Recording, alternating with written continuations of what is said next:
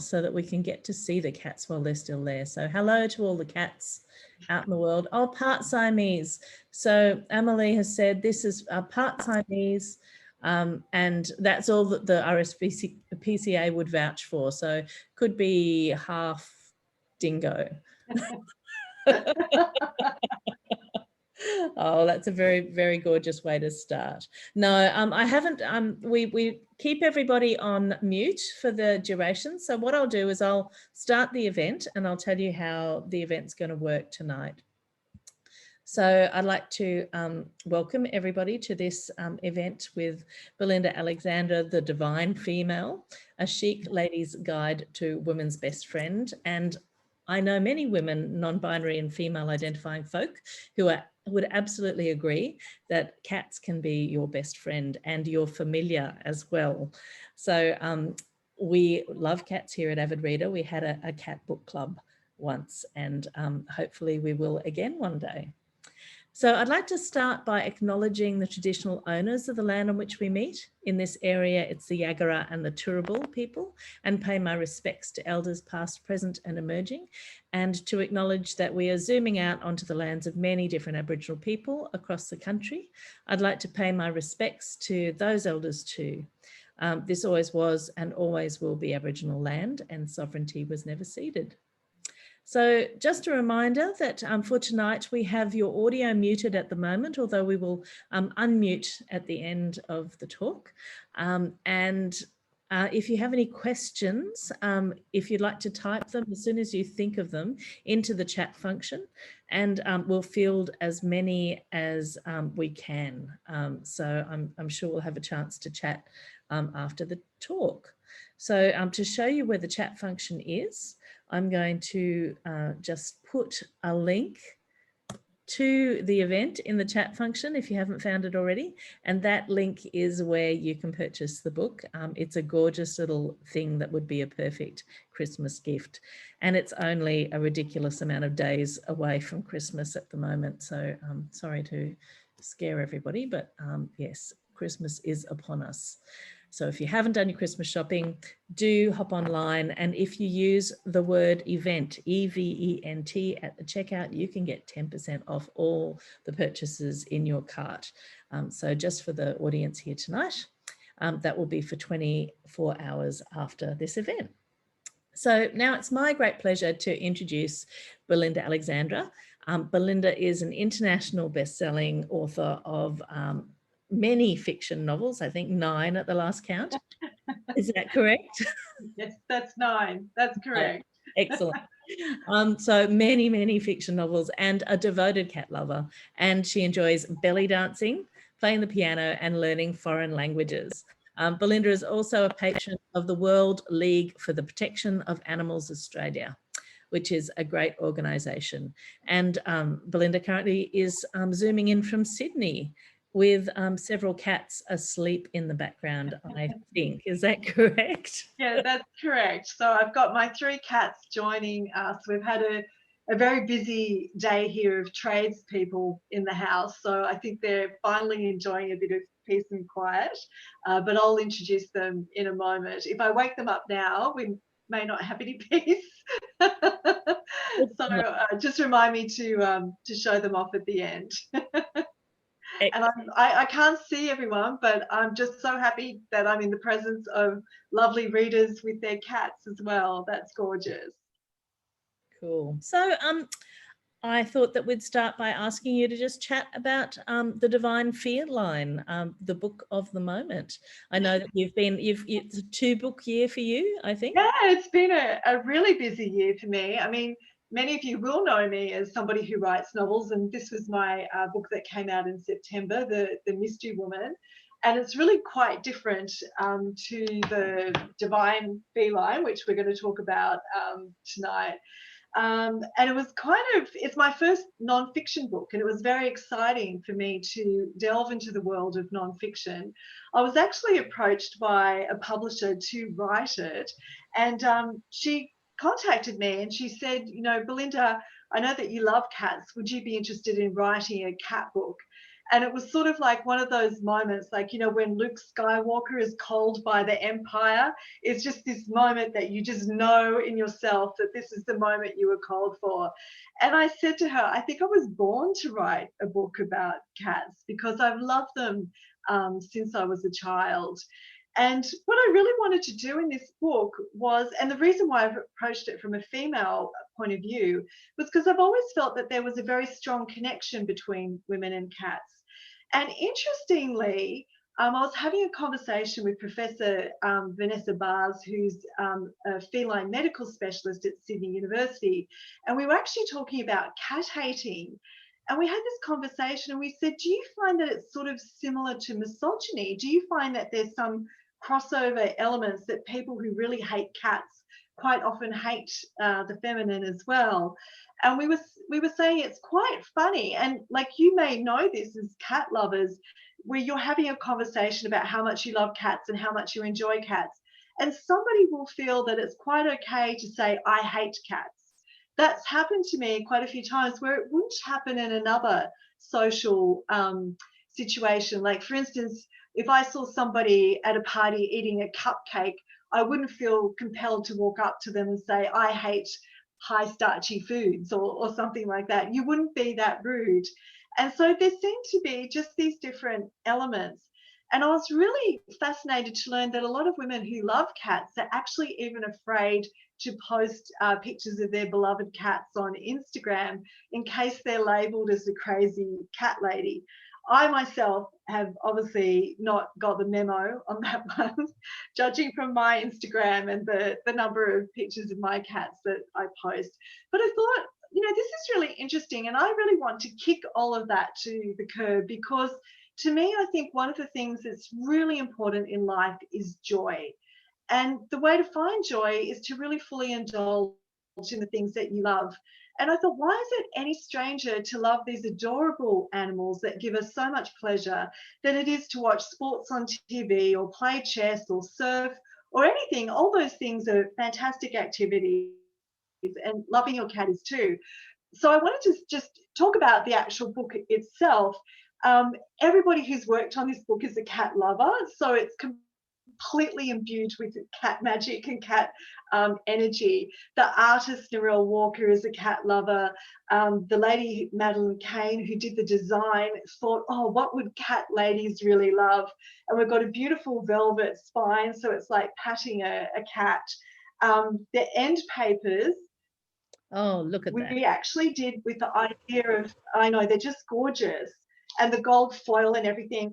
It was, remember when you were a little girl and you read those beautiful fairy tale books that your grandmother used to buy for you?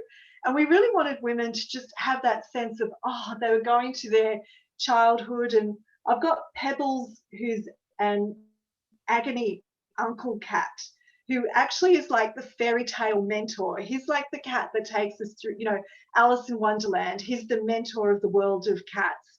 And he explains to us, you know, cat behavior from a cat's perspective. And there's all sorts of beautiful little sayings, and the paper is actually really gorgeous. So the whole idea of the book was just for cat women to just love touching it. But what I thought I'd talk about tonight is actually the first part of the book, where I talk about the history of women and cats. Because I think a lot of us, although we really have a strong bond with cats, we actually don't know that the bond between women and cats goes back thousands of years to ancient Egypt. And how it actually started, I'll first explain that the little kitties that you have on your lap, or I've got here on the couch next to me, their ancestor is the African wildcat. And that cat and the cats that we have don't have a lot of difference between them. The African wildcat still roams the plains of the Middle East, and it looks like a sort of large mackerel tabby. And the biological difference between that cat and the cats that we have is actually very, very close. And I'll explain a little bit about that. I'm just going to grab a water. Get excited when I talk about cats. I don't blame you. And so what happened was, when the Egyptian farmers they changed from being nomadic tribes to settling down along the Nile River. They were farming, they had to store their grain. And of course, mice and rats were attracted to the granaries, and they could destroy, a food store in a matter of days, and that would lead to starvation. Well, these African wildcats were actually attracted to the granaries because of the mice and rats. And so they kept those populations down. And the ancient Egyptians thought, wow, this is a good thing. We want to keep these cats around.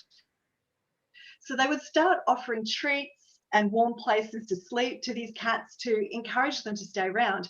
And it's believed that the tamer or the kittens of these cats actually became household companions. And that's where our relationship with cats actually started. So you can see from that we never actually tamed the cat. We could actually say that our cats domesticated themselves.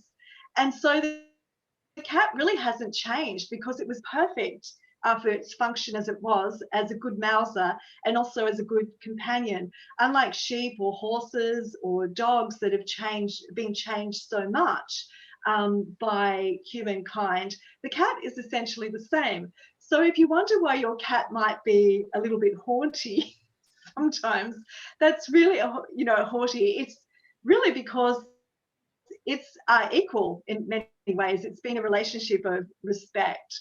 Now, what happened was because the cats were hanging around the Egyptian households and they were protecting the granaries, and they were also protecting the women and children who were in the house from deadly snakes and from scorpions, those households that had cats hanging around were actually considered lucky.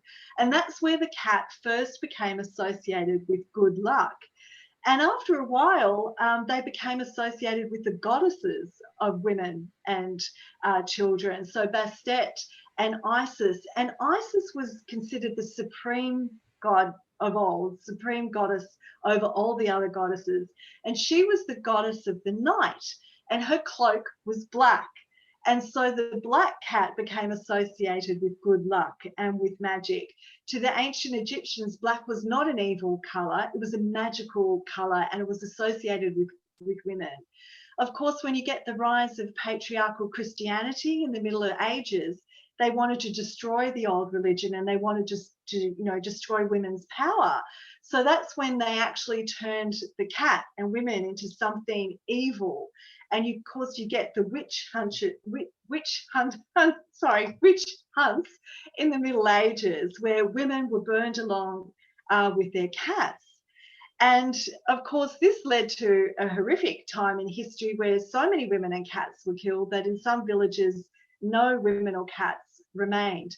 And it's actually considered by some historians the reason why we got one of the contributing factors to why we got the Black Plague, because there weren't cats to keep the rat populations down in a lot of villages and cities.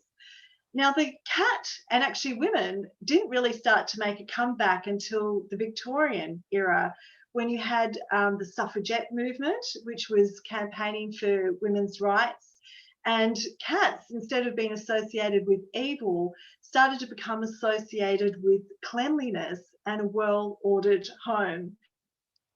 And of course, Queen Victoria was a great, Chrissy's just showing, can the audience see? Yeah, Heathcliff's just come to listen to your story. He's going, yeah, that's right. You know, we're not just these lazy things that sit on the couch. We actually changed the whole of human civilization. And disturbed about the idea that he might get burnt at the stake. No, not now, because the cat has made a huge comeback on the internet and is actually one of the most popular subjects for Google search there. And I just think that it's an important thing for us to understand that history and that ancient bond that we have with cats. And also it allows us to understand the nature of our cats as well, because now we're much closer to our cats. They're not the outdoor animals that they used to be, hunting mice and rats. They've actually become our companion animals. But it's also important to understand that they have some of their, normal wild psychological needs. And in understanding that, that actually teaches us how to live with them. For instance, a lot of us will have issues about our indoor cats scratching furniture. And a lot of people will say, look, I've bought these cat scratchers for my cat and it doesn't use it and so on. And I think one of the things that's important first off is to understand that our cats don't scratch indoors because they're being naughty or because they're trying to annoy us or because they know that that's an expensive couch and this will really upset our cat guardian. It's really a behavior that they need to mark their territory. It's the same way that we put a lock on our door. It's their way. Cats are actually prey animals to other bigger animals, so they have to feel very safe in their territory. And their way to do it is to put their scent on things. And when they scratch things, when they're outdoors, they scratch trees to mark to other cats and other animals, this is Heathcliff's territory, stay out. But also that's why they include us in their territory and they feel safe with us. That's why they rub against our legs to put a scent on us so they know that we're a safe part of the territory. And once you actually really understand that's the reason why your cat's doing that, then you know that getting angry at your cat actually only frightens your cat and will probably make it do scratching more, to make itself feel safe in the territory. So what you really need to do is you need to think a bit like a cat and just observe your own cat. Now, if your cat is a horizontal scratcher, it will be scratching the rug and the carpet. And if it's a vertical scratcher, then it's going to be scratching up on your couch. And once you understand that, you've got a better idea of the kind of cat scratcher you should get for your cat.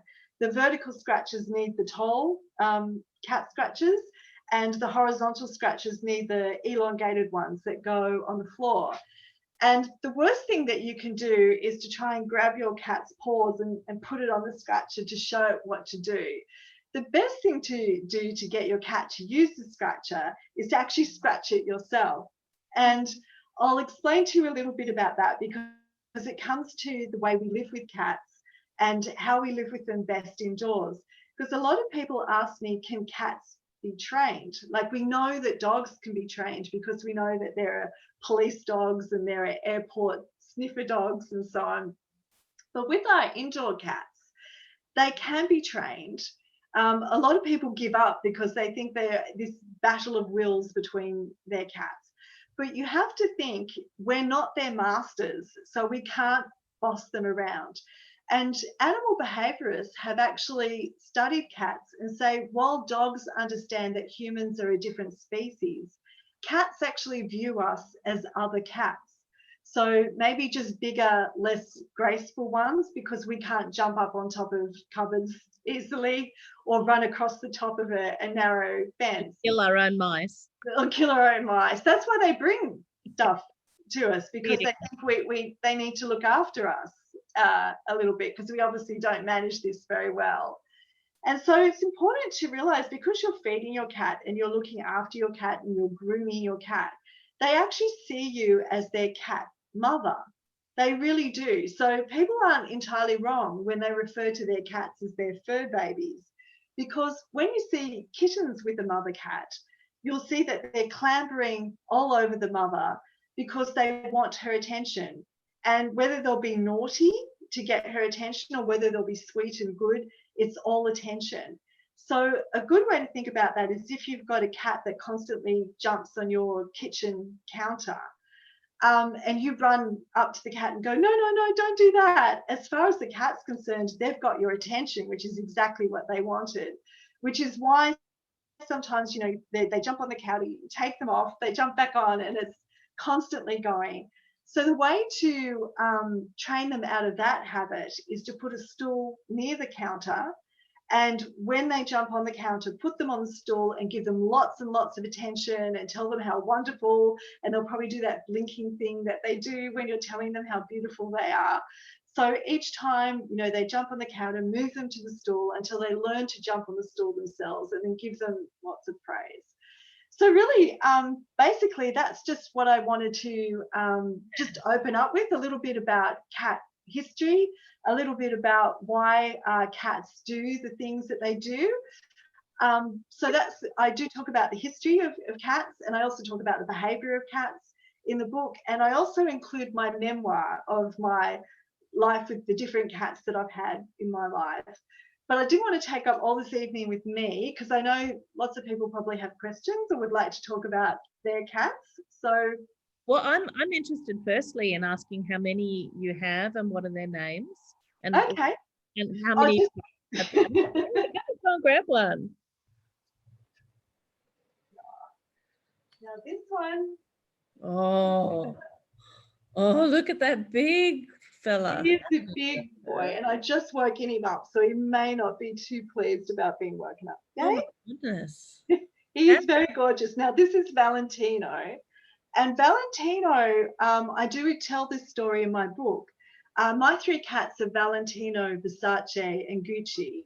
And the reason why they have such pretentious names was because they actually were born in a car park, a supermarket car park. Somebody dumped their grandmother, and she had kittens, and then the mother cat one of the kittens had more kittens, and they were being fed by the ladies at Woolworths. And I turned up one evening for late night shopping, and I noticed all these cats, and I knew that if they stayed in the car park, they were going to come to a very bad end. She told me that the shopping centre was going to get the pound to collect them, and they'd probably be gassed. So I knew that I had to get them out of there, and I was a wildlife carer, so I had possum traps. And I trapped the entire family. I trapped them all. They were quite wild. They were quite vicious. I wasn't used to having cats that were like that. I was sort of like a lion tamer with them. And I had to take them to a vet in their trap to get desexed. And the vet just told me that they were feral cats and they would never come good.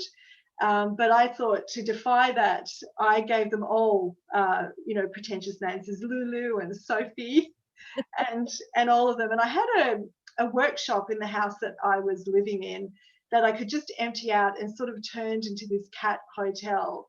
And to get them used to humans, I would go down there with my laptop and I would just work. And the secret to cats that are anxious is to just allow them to observe you, not to try and pick them up, not to try and give them too much attention, but just let them observe you, because it comes back to the idea that they're animals that have to be very, very safe in their territory. So they have to know that you're safe. So I just let them watch me. I would play ABC Classic FM, because apparently studies have shown that stringed music is very calming for cats. So if you have an anxious cat, that's another thing to do, is to play them some Vivaldi And and Mozart and so on is particularly popular. Wow. And they actually all came good. And I found them all homes. But the three boys, they've been together through so many things. I didn't feel like separating them. So I adopted the three of them. So yes, I have three huge boy cats that are big sooks, and they all sleep on me. It doesn't matter if it's the hottest summer night, but that's 18 kilograms altogether combined. There's a bit of a theory amongst my cat loving friends that boy cats are actually more like to be on you more and like to be touched more and will sit on your lap more. Have you found that in your experience? No, before these boys I had female cats, and they were exactly the same. I was sure that because I was living in a 2-story house, and I used to think it was uncanny that how did they know if they were downstairs as soon as I sat down? Because as soon as I sat down anywhere, it was like a lap is available. and they would come. My theory on that is cats all have their own personality. Like, for instance, these three are brothers. They're brought up in exactly the same sort of environment, but they have completely different reactions to things. Gucci is a highly alert cat. If you change a cushion on the couch, he has to investigate it.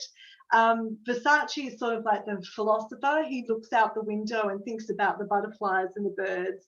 And, Valentino is just a lover at heart. He always wants to be cuddled, but he doesn't get anxious about much. I mean, the house could be on fire and he might break into a slow run. That's But that's about it. But I think with our animals, that's the good thing. We can enjoy their independent personality. Yeah. right. Now, I've actually opened the room up so people can unmute themselves and ask questions if they'd like to. And while people are thinking of a question, if they have one, I'd also like to talk about your history with animals in general and as an animal rescuer.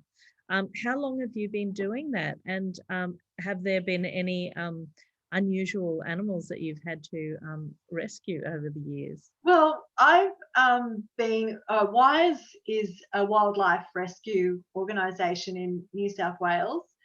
And I lived in New York for a few years and came back to Sydney in 2000. And I came back to an area where there was a lot of beautiful possums and birds and so on, but I could see that they were struggling with the encroachment of human, habitation. And they were getting hit by motor cars and things like that. And having lived in New York, where all I could really see were rats and pigeons the whole time that I'd lived there, I thought, we're so lucky in Australia. We live in the cities and yet we can be surrounded by this beautiful wildlife.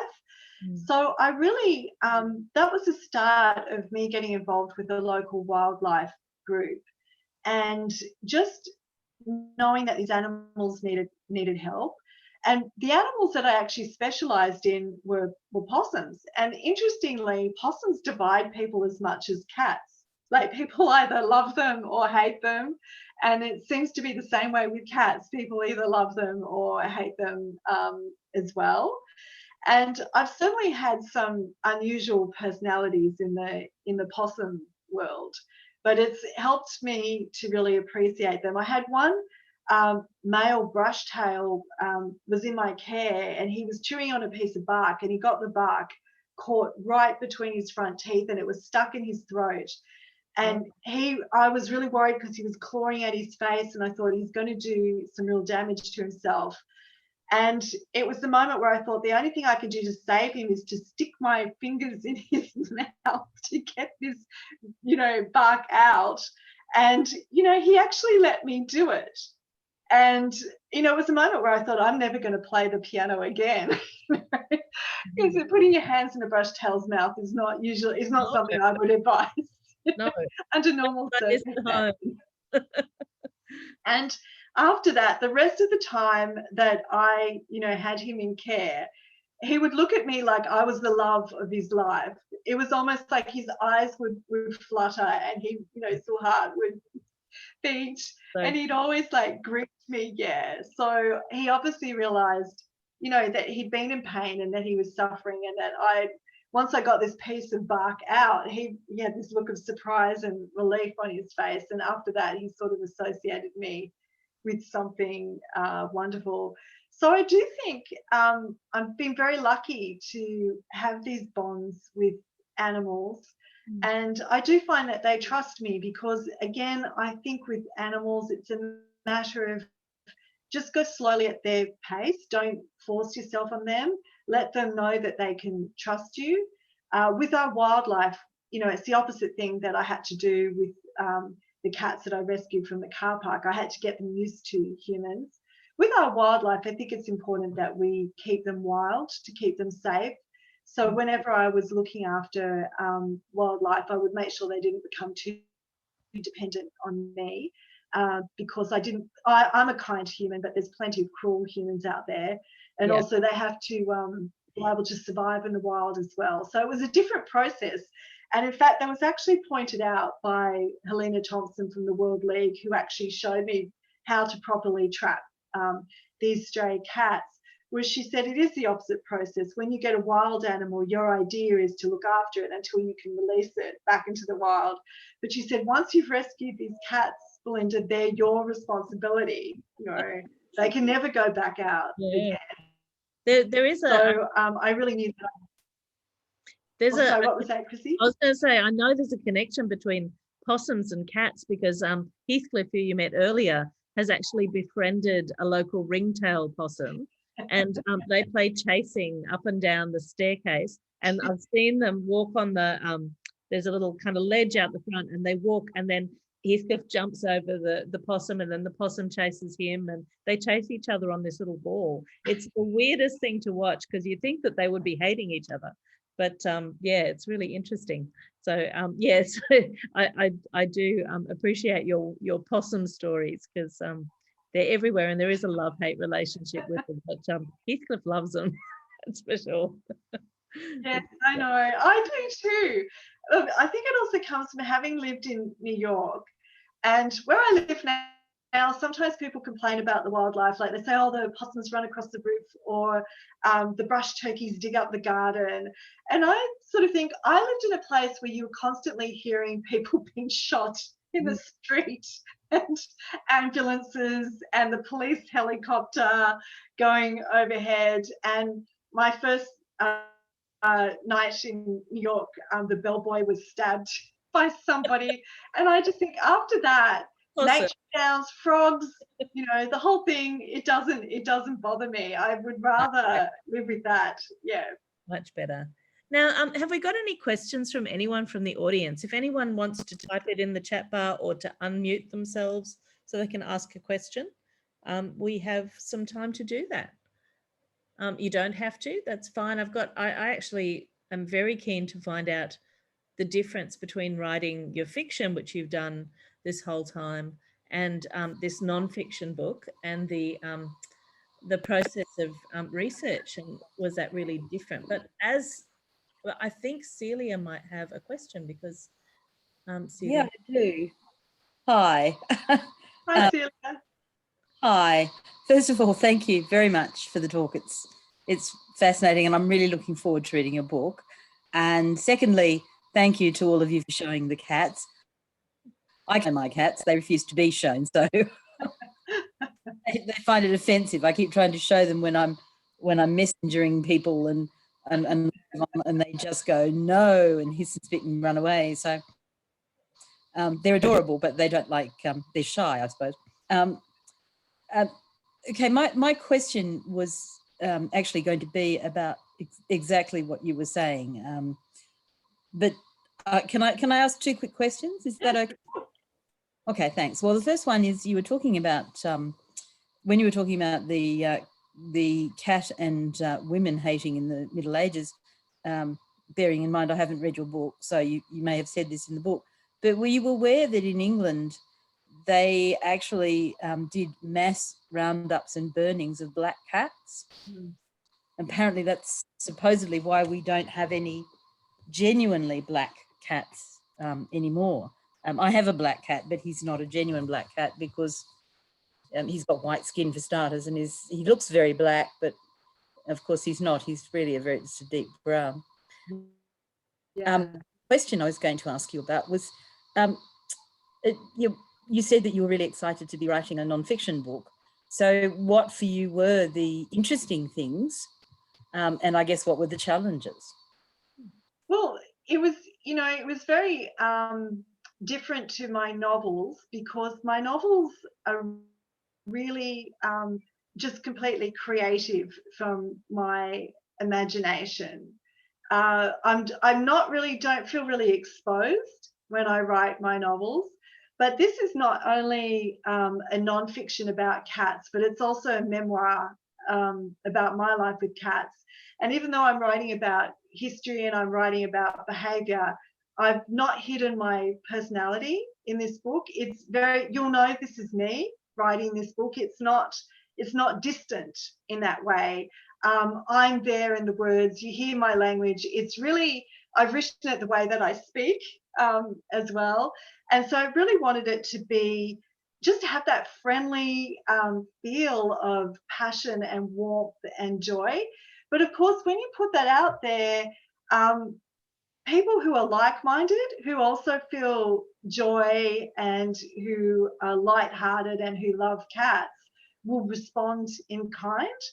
But you're also putting yourself out there in a way to people who won't respond to that and will attack that and belittle that as well. And so I sort of, it's sort of like me more exposed, because I don't know everyone who will handle the book. But I had to be brave, and I did it because I wanted to be brave for the cats, because I think I had a very important message there. There's, we love cats, and we've got our beautiful cats with us, but there are thousands of cats living terrible lives on the streets. And every year in Australia, over 250,000 otherwise healthy cats and dogs are put to death in pounds, simply because they're unwanted, simply because there's not enough homes for them. And so there's a huge problem of overpopulation and people not getting their cats desexed and so on.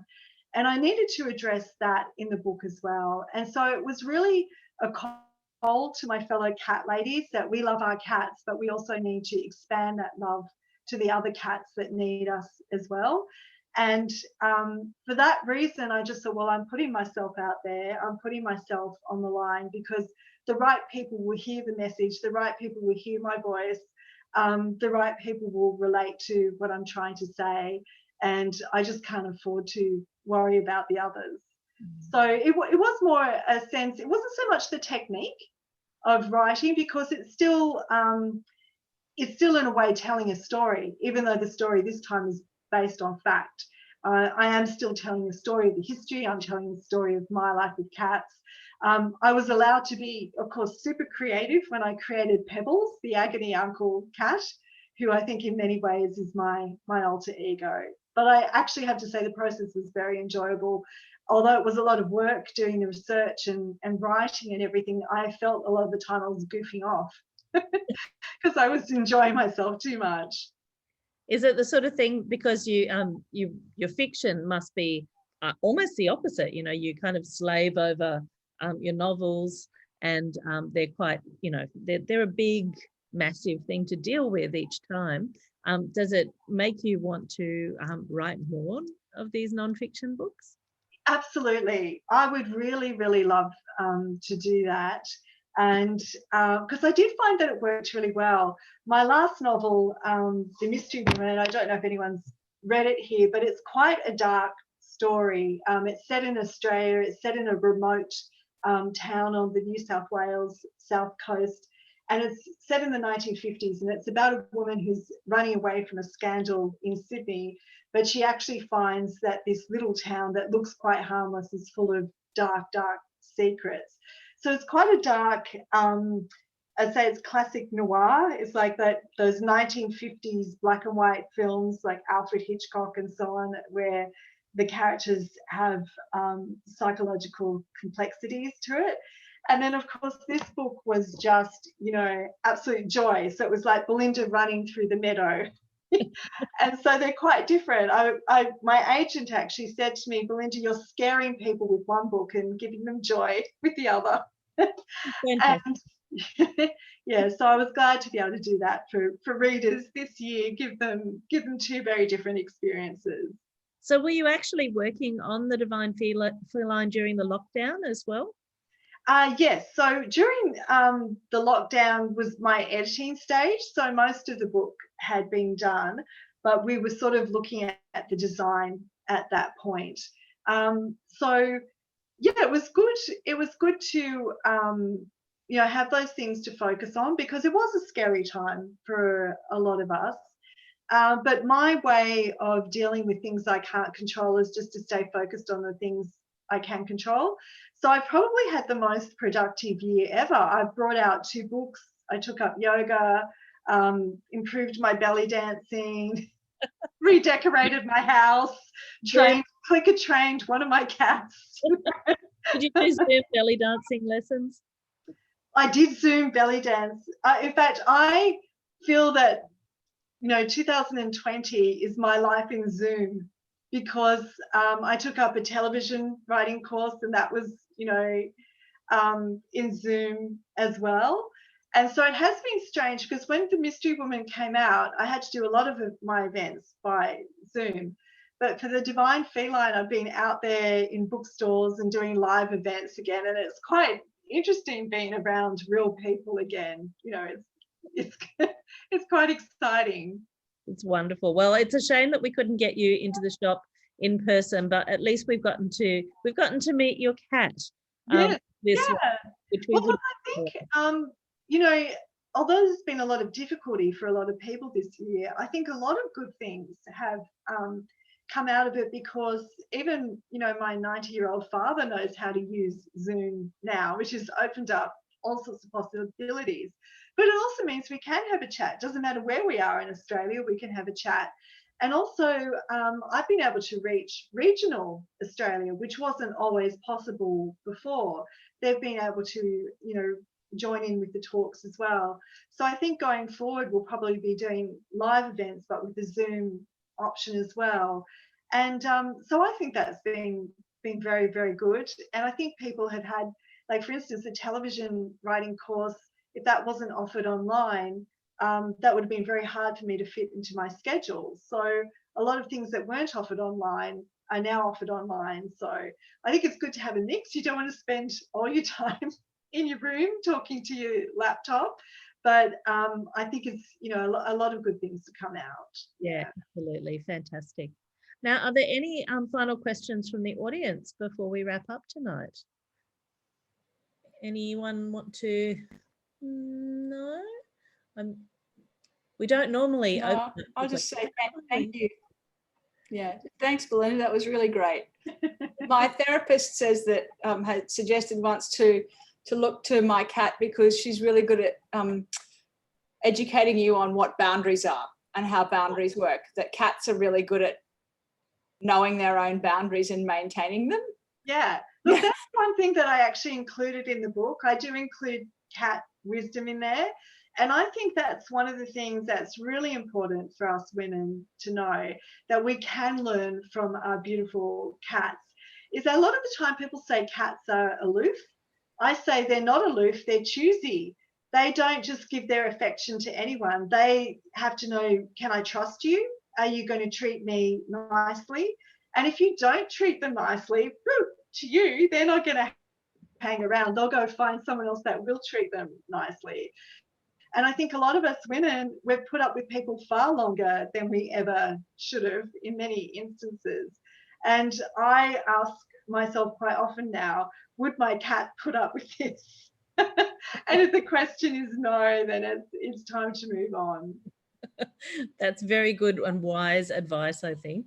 And what was your, sorry, Emily, what was your cat's name?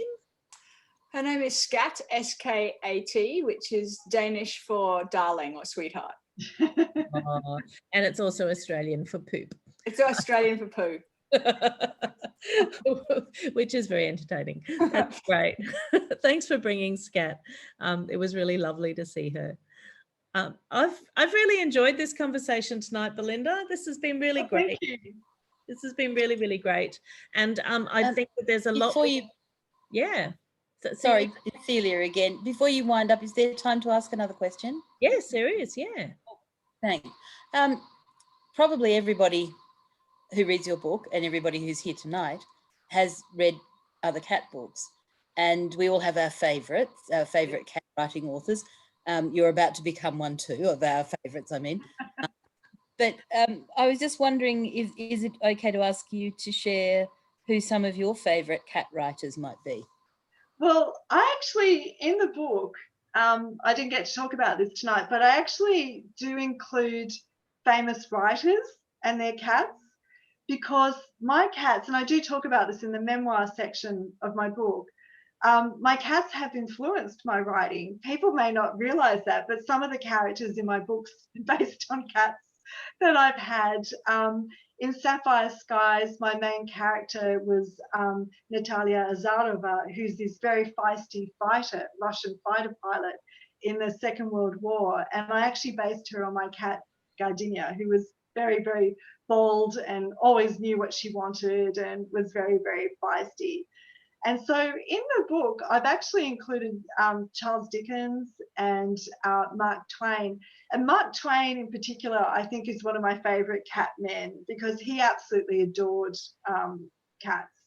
And he had 19 at any one time. And when he used to go on book tours, because he missed his cats so much, he used to rent cats from local cat owners.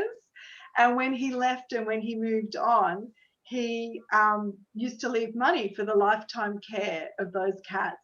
So yes, he was a very special one there. And Charles Dickens, also I've included a story about him.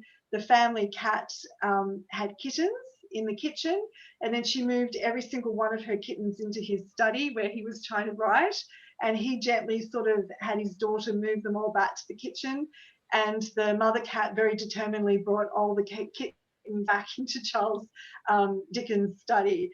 So he actually had to sit there writing with little kittens climbing all over him and climbing up and down the curtains and so on. And I love that story because sometimes that's my situation for writing. I've got 3 big boys that all want to sit on my laptop, not my lap, my laptop, when I'm trying to write.